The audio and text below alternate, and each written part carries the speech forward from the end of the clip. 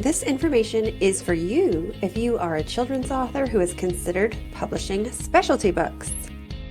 Hayley Rose filled a need for herself and others by publishing popular gratitude journals for kids.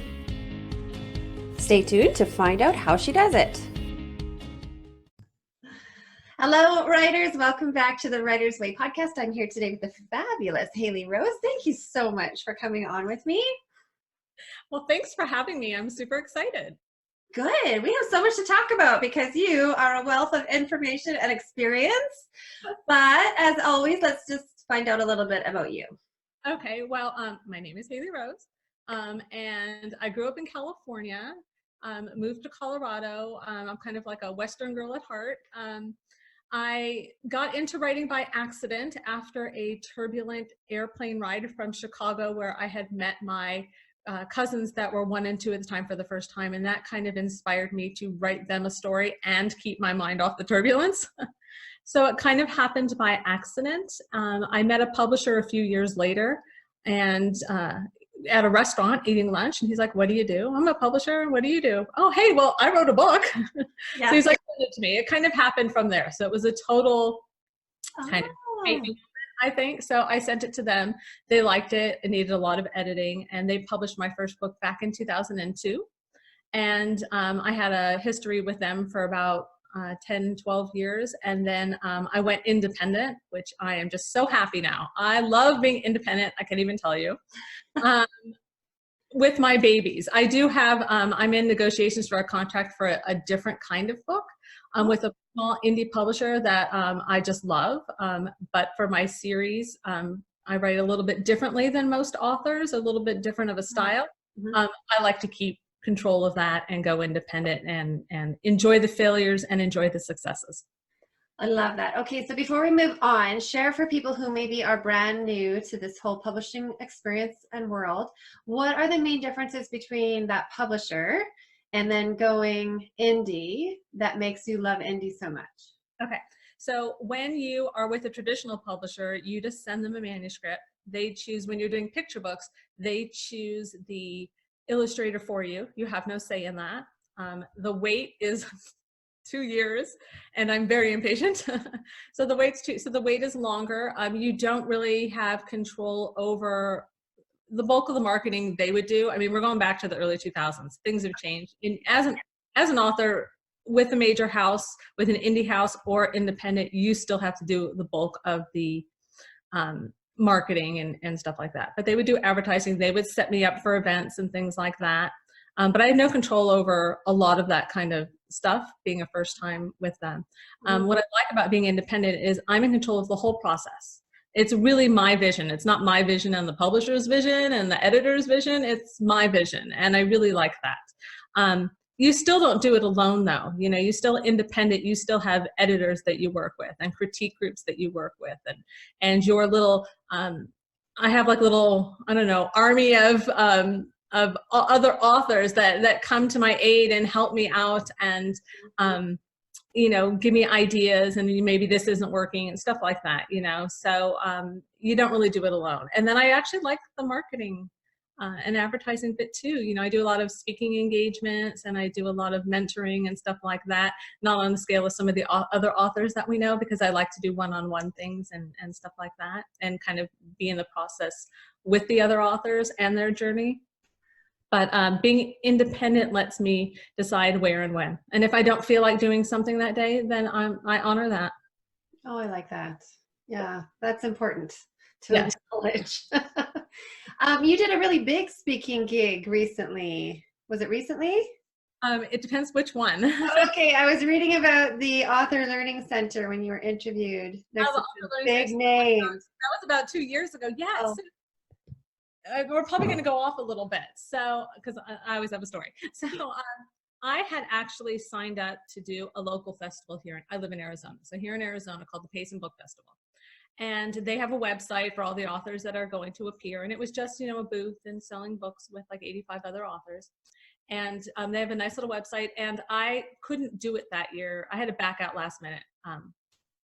For an unhappy event. So but They kept my name up there, and a couple months later, I got a call from the Author Learning Center saying that they had seen my info on that website, and they were going to be in town in Arizona, and they wanted to know if they could interview me.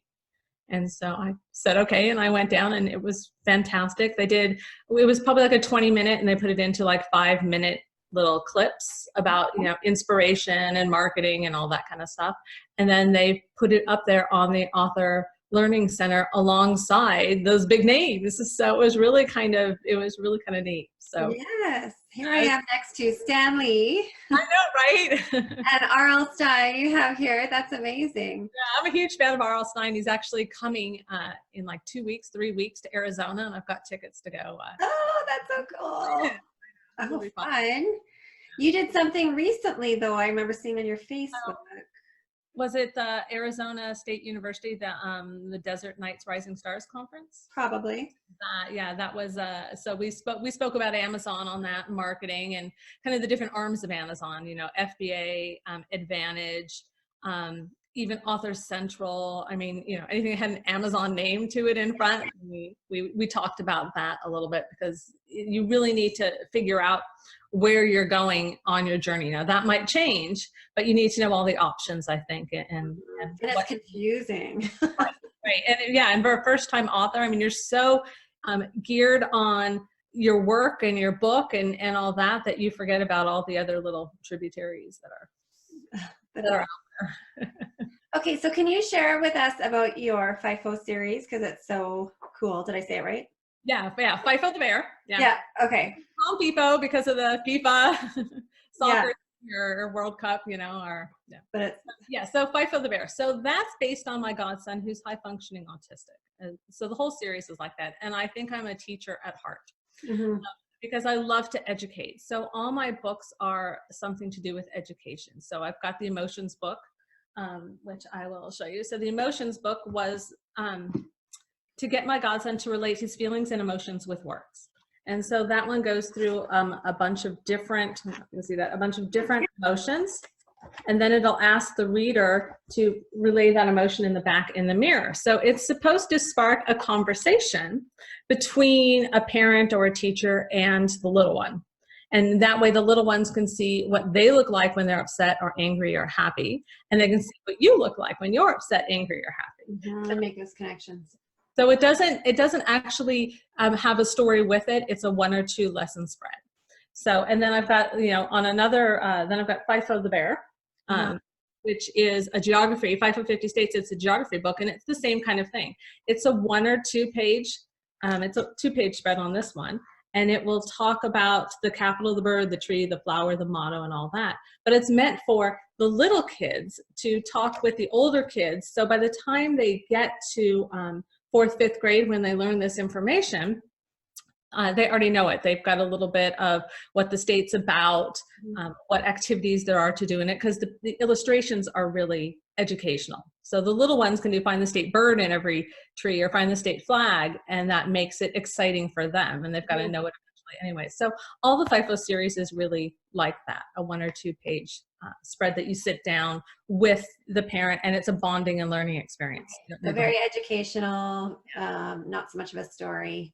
Right. And then I've got an ABC musical animal book. So usually there's a lot of little things within the book. So then you can decide what you want to talk about. If it's animals, it's my ABC book. So if it's animals that you're looking for, or if it's ABCs or instruments, you can just talk about you can go through all the instruments and talk about, like, what instrument, what kind of instrument is it? Is it a wood instrument or a wind instrument, things like that, or what kind of, what sound does a dog make, things like that. So that's the FIFO series. It's kind of all about a 1 or 2 page bonding lesson. Right. It's probably really good for homeschoolers and things like that. And so they look beautiful, and that mirror tells me that you did not do POD. So, how did you do? There's nothing wrong with POD. I think I like a hardcover book. Yep. I experienced years ago with Ingram Spark. It just wasn't for me. And so I had friends that had printed in China, and the quality was fantastic. and they could do a little more off the wall things, or not sort of the norm at that time for me, at a really good cost where I could run a business, because it is a business, you know, where we all love to write books and read books and all that, but it's a business. You got to pay your rent, you know. So I went through China, and I'm just super, super happy with the whole experience. But I do print in bulk so I can, you know, make a living. Yes, and I saw a picture of a garage full. So how many books was that last order? So my last order was 5,000, but that was a little different. So I have a series of, it's my gratitude series, and tomorrow is International World Gratitude Day. Oh, okay. But I have a series called the Thankful Series, and I have 5 mermaids, because I am a secret mermaid at heart. And so I have 5 different versions of mermaids. So I did 1,000 each. So it was 5,000. My emotions book for FIFO, I order between 3,000 and 5,000 at a time. So I'm just about out of, I think I've got like 600 left maybe. So I've got another order on the way from China of 3,000 to make it through the holidays. So it depends. I usually will print each title between 1,000 and 5,000, depending on where it's going. Yeah, how much it sells. I've got 10,000 books in my home at the moment. So that will change shortly. I have another 6,000 coming this month, and another 10,000 coming by the end of the year. Do you have space in your house? I don't, no. So I will, I don't anymore. Yes. So I will be checking out some other warehouse options. Okay. Oh my goodness. And so it was the journals that prompted me to reach out to you, because I don't know that many children's authors personally who are doing coloring books or journals, or these other, I consider them kind of specialty books. So I wanted to ask you about that process, and if you recommend people to do that. I mean, obviously you have a lot sitting in your house, so I think it's working for you. Well, it's a very new venture for me, and it came out of a need and a love. And so I had a family tragedy, and it left me very depressed and upset, and I needed to crawl out of that. And I'm not a medication person. Like, I don't like medication. I have anxiety about taking medication. That was just not, the road for me to travel down. And that also made me think, I mean, when you're in that anxiety and depression and stuff like that, you think about other people that might be in your shoes, and times are different, and kids are being raised or with more fear, more technology driven, anxieties, really, I guess, is the best way, with, you know, video games and media and stuff like that. And so I thought this was something that could transcend generations, and something that you could do together, because when you have anxiety or depression, it's better to be with someone to lift you up out of that. So the journals came out of that, and gratitude is scientifically proven to rewire the brain to make you happier. Mm-hmm. Coloring helps reduce anxiety mostly, and happy people usually aren't, you know, afraid, you know, aren't fear driven, aren't anxiety driven, aren't depressed a lot, you know, when you're happy. So I married those two together, and it came out of a need for me myself. And it's, I love these. I just got the mermaid books 2-3 days ago, and I am in love with them. I mean, I hope everyone else is in love with them. And that's another thing about when you're independently publishing: be in love with your work, stay true to your heart, have meaning behind it, because otherwise you're going to get bored with it. I mean, this is a lifetime commitment to this book. You have to love it to push it, and people will see that and want to buy it and gravitate towards it. So love what you're doing. But so the journals came out of those two things. And it's really a 15 to 30 minute activity. I actually do it with my goddaughter via Skype, which is great. She lives in California. So we'll do it together, but we'll sit down at a table and we'll color, and we'll talk about what we're thankful for. And we'll talk about what we love about others and what we love about ourselves. So my journals have prompts. It's not just gratitude prompts, but there's 3 affirmations in there. There's 3 goal setting techniques and all that. And there is what you love about yourself to build up your confidence. And I did them in hardback with glittered covers and elastic bands because it's a keepsake. There's nothing more exciting or fun to go back like 5 years down the road, 10 years down the road and go, oh, what was I thinking that day? Or what were my goals, you know, when I was 20 or, you know. So it really is, I say the hard covers are really 8 and adult, you know, 8 through adult. Yeah. Because you're going to really color and think about all that and marinate on what you're grateful for. And for the little kids, it's really like a coloring book. So I do have paperbacks for the little kids to color and get, you know, started with. A keepsake. Do you have one there to show? Yeah, I've got tons to show. You have 6,000 actually. I have, yeah, sweet. So I've got this. So this is my mermaid, and I don't know if it can, I can't tell if it's this, but the tails are glittered. Oh, no, I can't see the glitter, but I know I didn't bring my phone to put the light on, but the tails all glitter. So they're really neat, especially in the sun. oh, cool. Here's some of I've been coloring this one just so I can show people. We can go through and it's very therapeutic. It's great when I'm afraid of flying. Okay. And so I take it on the plane with me and just color, and it really helps because you're sitting there going through deciding, you know, what color do I want this to be and that, and you're not really thinking about the turbulence or anything like that. So yes. It's like that. And then on the back, well, there's usually a scene on the back when you open it up. Yes. It also lays flat so you can color, which is really nice. And so did you have to find someone in particular that would help, like that would print it so it laid flat? Because I've heard that's an issue. It's called sewn laid flat. So okay. It's just a way to do it through China. I haven't found anyone here that in the US that does it yet. Okay. I might still be looking with tariffs changing and things like that. I might see what my options are out here, but this is still the best option. But it lays flat, and then there's the elastic band that goes around the front. Let's say it goes around the front like that. Yes. And you can also mark your page with it. So it's like a bookmark. So I love that. And then again, on the back are everything that gratitude and coloring helps with: mental health, improves your relationships with others. It's great for students. I'm actually doing a school event in 3 weeks in California where we're going to, they all got the paperback version. I have dragons too. So the boys, you know, can pick their dragons or their mermaids. I have unicorns, mermaids, and dragons. Oh my. And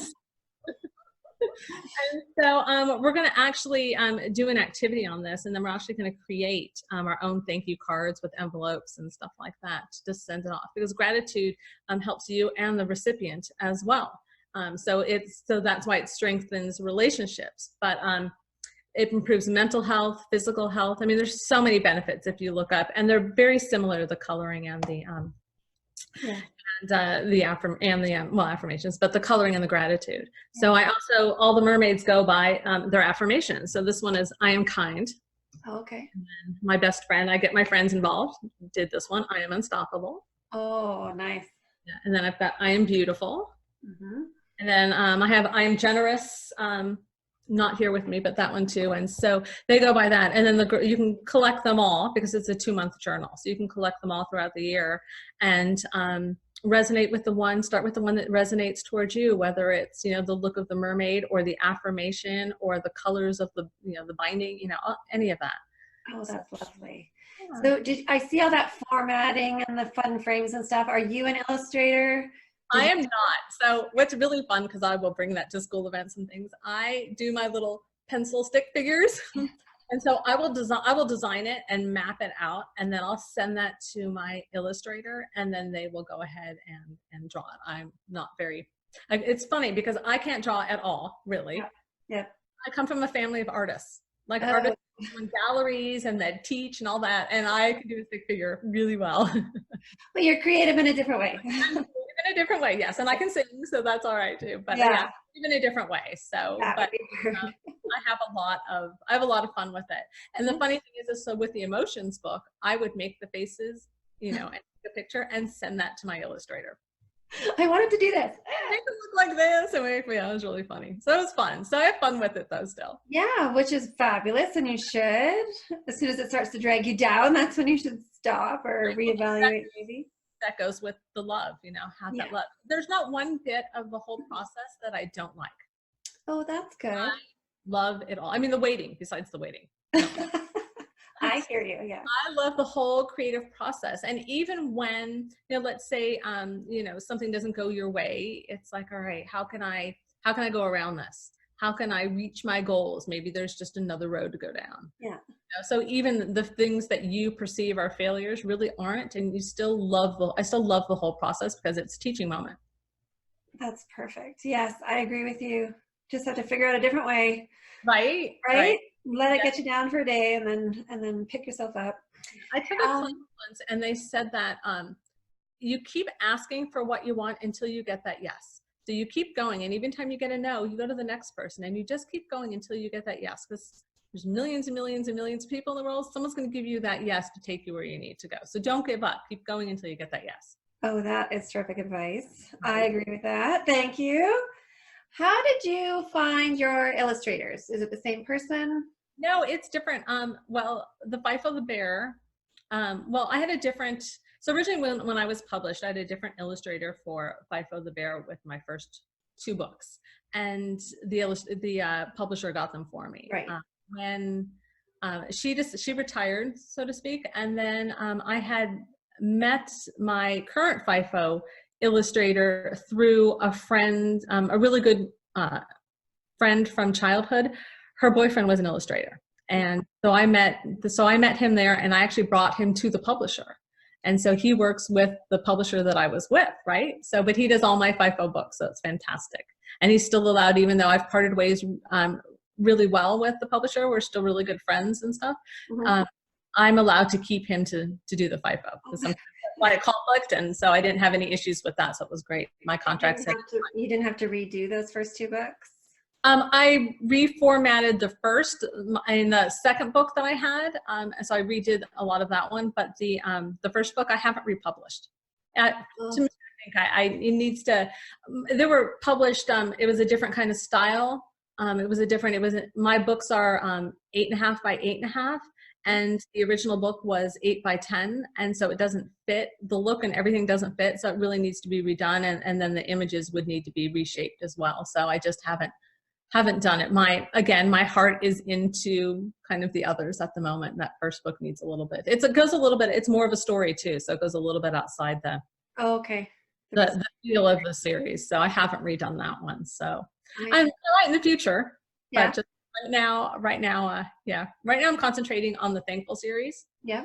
Is my big thing. I get lost. It gets too overwhelming to try and do like 20 books at a time. And I like to enjoy the moment, I like to enjoy each book that is released. So I have the Thankful Dragon.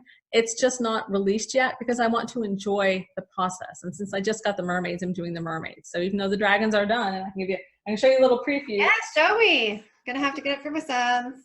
Right, so here are my dragons. So I've got this one. Oh, yeah. I went with different themes, and then I have my little Asian inspired one. I actually went to China a few years ago for a big birthday milestone, and I loved it. So I'm representing that there. And then I have that one. Oh, I love it. I love how it's so much a part of you. Like you took that travel to make that dragon, you took your own anxieties and created like a series of books out of it. It's just really your heart and soul. Yeah, it really, it's a love. It really is a love. And you figure if no one ever buys one, and I've got 5,000 of these at home, at least I'm happy and I'm set for life. For books. I'm not gonna don't be like, oh, what am I doing with these? I'm like, oh, I'm gonna color this one today. I'm feeling a little anxious. I'll take these ones. There you go. Right. So was there anything different about the journals, like the specialty books, of the process compared to maybe?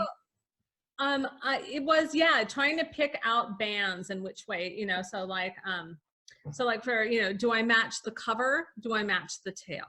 Right. When it glitters in the sun, it's a little bit lighter. So the color, so doing that, and figuring out how you do spot glitter. So the glitter wasn't all over, it was just on the tails, Yeah. So doing stuff like that. And what really helped is my printer sent me out, sent pictures of different kinds of glitter and different kinds of bands. And then I would blow them up, and then I would take them and ask my network of authors, my network of kids, my network, I would just ask the people in my life, what do you like better? And then in a lot of the Facebook groups that were in with children's writings, I would post pictures and go, what do you think? Mm-hmm. And then sort of take the majority with your own thoughts, so like, okay, so most people think this, then I'd hold them both up and I'm like, how do I feel with, when it matches the tails? What do I really think about that? Yeah. What's resonating with me? And that's kind of how I go. That's good that you check back in with yourself afterwards, because sometimes you get so much other opinion, outside opinions, Right. you can Right. lose your original Your vision. inspiration or your Right. voice. You get overwhelmed with everyone going, oh, you should do this or you should do that. And Yeah. it's like, take it with a grain of salt Yeah. and see how it really resonates with you. And is it in alignment with your vision? Because ultimately they're not probably buying all your books. You've got to go out and sell, and you've got to, and if you don't sell, you've got to be happy with them. And again, if you're not happy, no one's going to buy them, because if you don't love them, no one else will. So it's kind of like a full circle, but it's great to get that input, and see, like, are you on the right path? And sometimes someone will say, you really should do this. And you're like, you know what? I think you're right. Like, I really like that. Yeah. So, I mean, there's been some great, especially with the Facebook groups and things like that, there's been some great, like, aha moments where you're like, absolutely. I think I'm going to do this. Thank you. Thank you. I never thought about that. Yeah. There can be some not great advice, but there can be some real gems for sure. So it's important, I feel like, that you know yourself and you're able to not just do what other people say. Exactly. Be true to yourself in the long run. And it might, everyone used to say, like, when I started going for, doing my FIFO 50 states book, I'll go with that.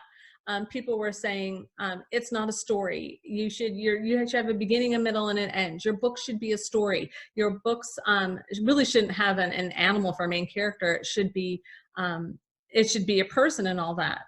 But that's, I didn't listen, and picture books should only be like, 38 to 40 pages or, 28, somewhere in that range. And mine's 112 pages. Oh, is it? It's my fondest memory is my dad reading to me when I was little, and he would do it, all the kids separately. So he'd come into my room, pick a book off the shelf, we'd read, go into my sister's room, pick a book off the shelf and read. What I like is that this is being the way I write, it's a bonding thing. Kids aren't supposed to read those books alone. They're supposed to sit with the parent and have a conversation. Right. And learn something at the same time. It's a different kind of book. And I feel like people get it or they don't. And I'm okay with that, because I love it and it's filling a purpose and they do all right. Yeah. And so, and it comes back to, that's why you're indie. Because I went against everything you were supposed to do, supposedly, by people in the know, by the publishers and things like that. But my FIFO 50 states, until Emotions was released last year, was my best-selling book. Oh. We did a live event, I couldn't keep it in stock. So there you go. You don't take everyone's advice. Like, again, take the advice with a grain of salt, but stay true. Oh, thank you. That is terrific advice. Thank you for sharing. Best of luck to you selling your 6 or 10,000. I'm sure they will, because we're coming up to such a busy season. So. Yeah, and Thanksgiving. So I'm going over to Barnes & Noble afterwards and set up an event for Thanksgiving, because, being thankful and Thanksgiving is, here is, a big, right? So. Oh, that's great thinking. Yeah. So you do lots of stuff to market them, hey? I do. I go out all the time. And I think outside the box. So I went to the Mindful Center down the road, and they carry them now. And there's a place called Unicorn Cupcake in Scottsdale, and they carry my unicorn journals. And so, you just go around a lot of the gift shops, hospitals, things like that, things that you don't think about. So it's just a matter of going and asking. Yeah, to go, get out of your comfort zone, go and ask. That's hard. Set up little rewards for yourself, set up little motivators for yourself. Like, all right, I'm just going to go ask this person. And if I go and ask, even if they say no, I'm going to feel good because I got out of my comfort zone and did it. And I'm going to get like a really good cup of coffee. But, reward yourself, make yourself little goals. You'll feel, even if they say no, it's like, don't look at it as they said no. Look at it as that they said, and that you got out of your comfort zone and you asked. Yeah, I asked. No one's ever going to know if you ask. No one's going to know that you need something or you want something if you don't let them know. Yes. I love that. That's terrific advice. A lot of us just live a little too comfortably in our comfort zone. And I used to be super painfully shy. Like, the doorbell would ring and I would run into the bathroom and close the door and not come out until the guests would leave. Like, painfully shy, which is, I'm a person that lives with a lot of anxieties and stuff like that. And that's down from childhood. If you suffer from anxieties and fear and stuff like that when you're little, it kind of amplifies as you get older. Mm-hmm.